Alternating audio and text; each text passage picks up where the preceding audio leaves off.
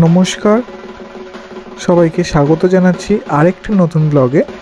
প্রত্যেকবারের মতো এবারেও কিন্তু একটা আমরা ভিডিও নিয়ে চলে এসেছি, যেখানে তোমরা দেখতে পাবে প্রচুর ঠাকুর একসাথে একটি ছাদের তলায় তৈরি হচ্ছে।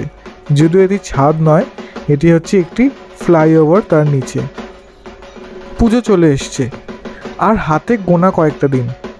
পুজোর আগে কিন্তু আছে বিশ্বকর্মা পুজো 17 তারিখে। আমরা চলে এসেছি হাওড়া শিবপুরের কুমারটুলিতে। প্রত্যেকবারই এই কুমারটুলির ভিডিও তোমাদের সাথে শেয়ার করি, এবারেও করছি। সামনেই দেখতে পাচ্ছ বিশ্বকর্মা ঠাকুর, প্রচুর বিশ্বকর্মা ঠাকুর তৈরি হয়েছে। বিশ্বকর্মা ঠাকুরের সাথে সাথে কিন্তু মা দুর্গার প্রস্তুতিও চলছে জোর কদমে। তার সাথে শিল্পীরা ব্যস্ত আছে মায়ের শাড়ি পরানোয়, মায়ের সন্তানদের ধুতি শাড়ি এগুলো পরানোতে। বেশিরভাগ ঠাকুরই যেগুলো এখানে দেখলাম সেগুলি হচ্ছে সব বাংলা মুখের কিংবা সাবেকি প্রতিমা। বিশাল বিশাল আকারের প্রতিমা তৈরি হচ্ছে এখানে। রঙের কাজ প্রায় শেষ,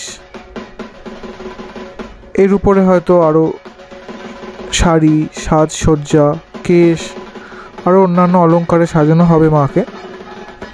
যেমন এই ঠাকুরটি দেখতে পাচ্ছ, খুব সুন্দর মুখশ্রী, সিংহটি বেশ গর্জন করার মতো একটা পোজ নিয়ে দাঁড়িয়ে আছে।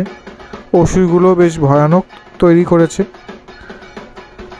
এই ঠাকুরগুলি চলে যাবে হাওড়া, কলকাতায় বিভিন্ন জায়গায়। দেখতে পাচ্ছ ঠাকুরগুলি কিন্তু অনেকটাই রং শেষ হয়ে গেছে, চোখ আঁকা হয়ে গেছে। হাওড়ার এই শিবপুরের কুমারটুলিটা নবান্ন পাশে যে ওভারব্রিজটা আছে তার নিচে, ওই ফ্লাইওভারের নিচেই তৈরি হয় সমস্ত ঠাকুর। শুধু দুর্গা ঠাকুর না, বিশ্বকর্মা, কালী, জগদ্ধাত্রী, সরস্বতী আরও বিভিন্ন রকমের ঠাকুর। ভাবলে অবাক লাগে, একই জায়গায় এরকম একটা অস্থায়ী জায়গায় শিল্পীরা নিজেদের কর্ম নিদর্শন তৈরি করছে।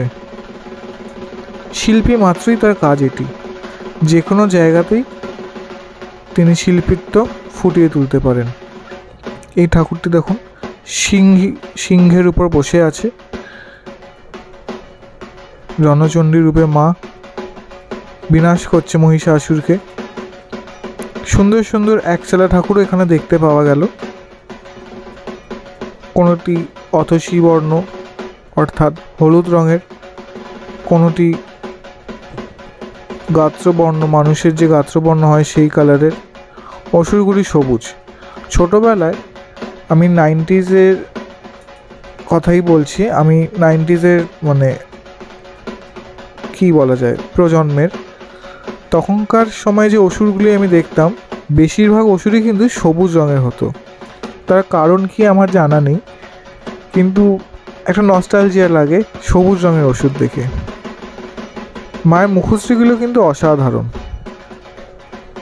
এক কথায় দেখলে মনে হয় তাকিয়ে থাকি সারাক্ষণ ধরে। তোমরা জানাতে ভুলো না কিন্তু কেমন লাগছে।